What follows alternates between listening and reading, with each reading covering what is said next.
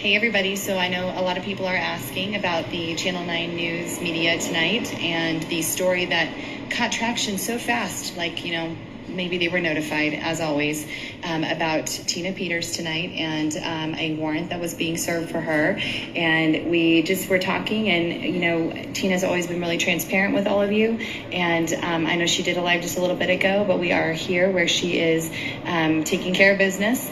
And so I asked if she would like to just speak with you guys directly and update you on what is happening. And I want to remind everybody that this has been an unbelievable move of lawfare, again, trying to find anything at all to throw at Tina, to silence her, shut her down, and ultimately what we believe Judge Barrett's goal is to incarcerate an innocent woman, as he has already done in the past. And so, Yeah. So Clerk Peters. Yeah, I'm learning a lot about the things that he's done. So, as far as being appointed by Polis, Governor Polis, and, this political agenda to get me to shut up and persecute me. He told me that in court the other day, he said that because normally he would, when he listens to people's bond hearings, that he... I guess he would probably give them more leniency. But because I had 3 attorneys and access to a private plane, that I'm a flight risk. Right. You're undeserving of blind justice, is what he's saying. You're not deserving of blind justice according to him. Mm-hmm. So let's talk about what the warrant is for. I know people are going to wonder, so what happened? What nefarious behavior and illicit behavior did you participate in that has you in this, that's put us in this situation? Yeah. So you are right now, you are requesting a hand count.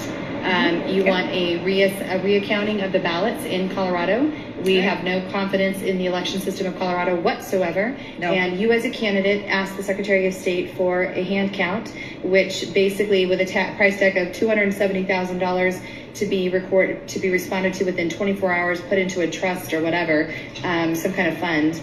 And you said, we're not doing that. That's not what we're going to do. So instead, you also reached out to the clerks across the state. A generic email was sent, right, letting all of the clerks in Colorado know that you were going to be pursuing a hand count. Is that the nefarious behavior you did? Oh yeah, that was. And it just so happened, out of like 64 or 5 or 70, whatever is on this mass email that I sent out, it just happened to have Brandy Bance, Wayne Williams' love child, Brandy Bance, on the email.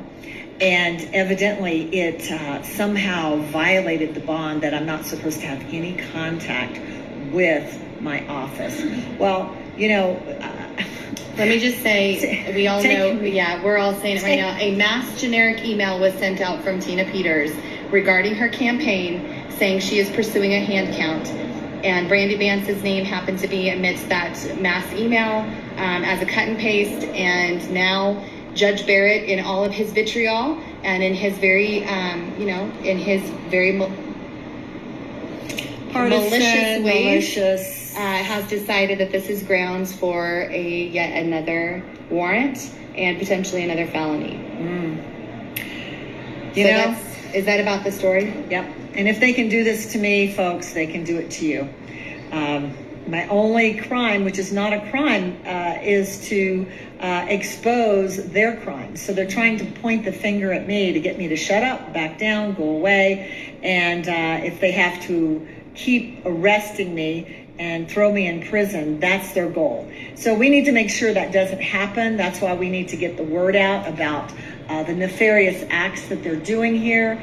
I won't shut up. I won't go away. Jenna Griswold tried that, and when I said no, that I would not renounce and repudiate what I said about the machines, and that I would not use the Dominion machines, that they could, like any other vendor, show why they were the best, or the safest, or most transparent. She sued me.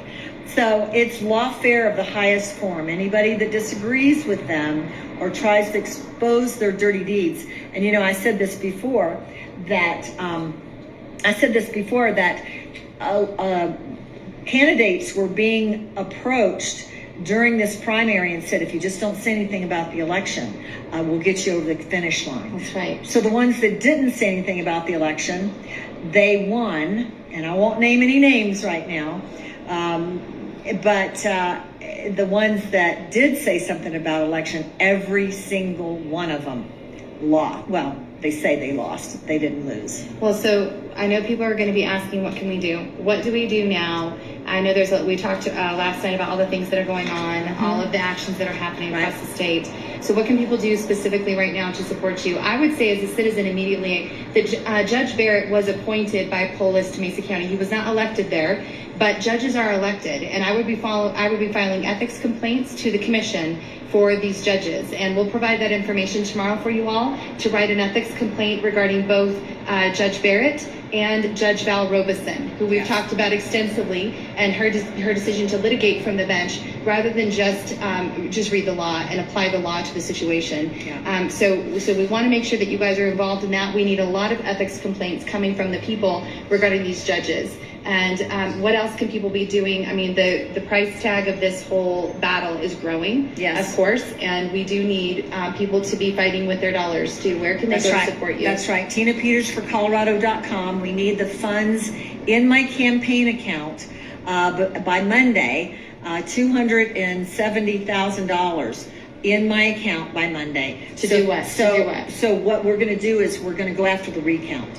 So we're going to file a notice again to the Secretary of State.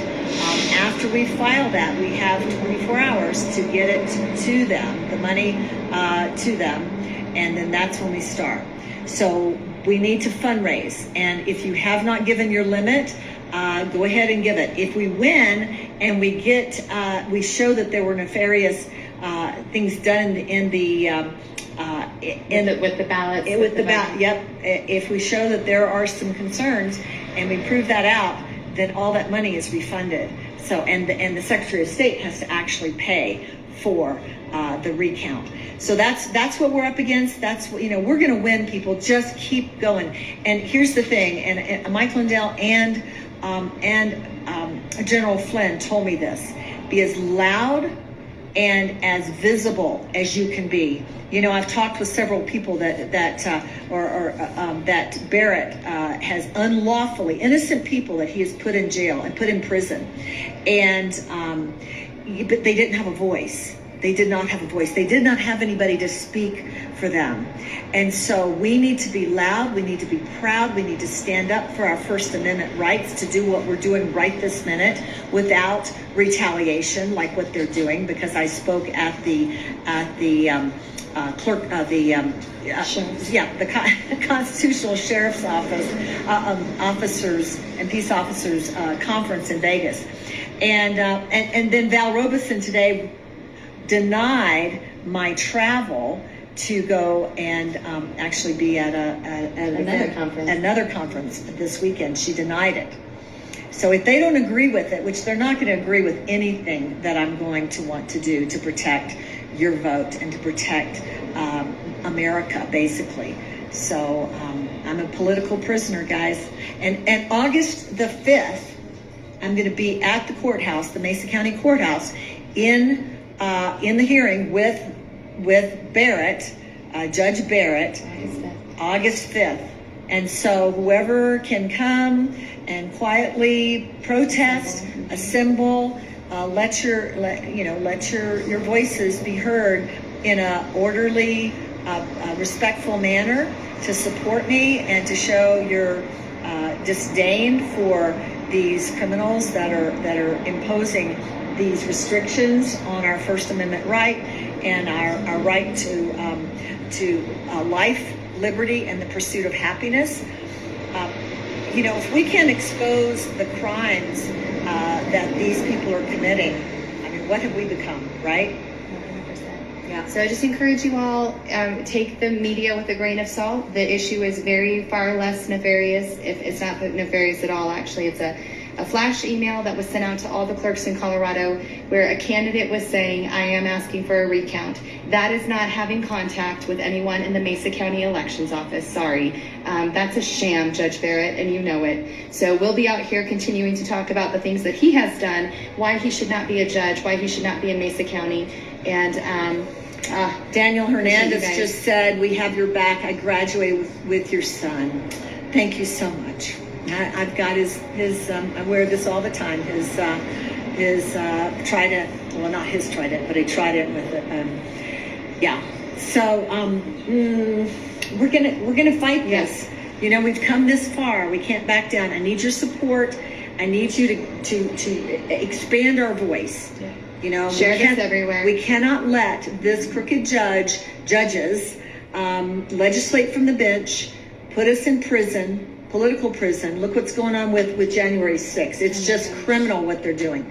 So we need to make our voices heard. We need to spread the word. Tell people to go on on TinaPetersForColorado.com and donate. To donate. Also to share the reports.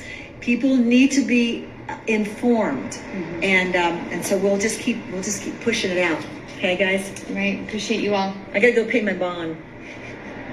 $1,000 right now. Just, nickel and dime into death. All right. Have a great night, everybody. Thank you guys for tuning in. Share, and pray.